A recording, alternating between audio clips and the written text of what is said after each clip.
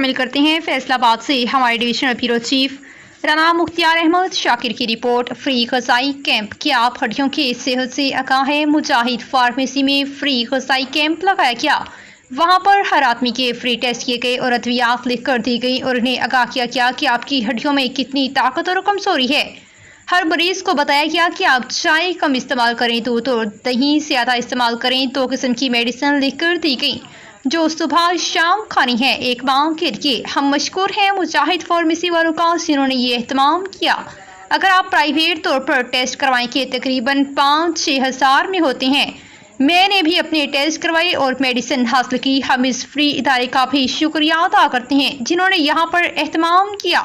مجاہد medical store, ستیانہ road, Faisal آباد۔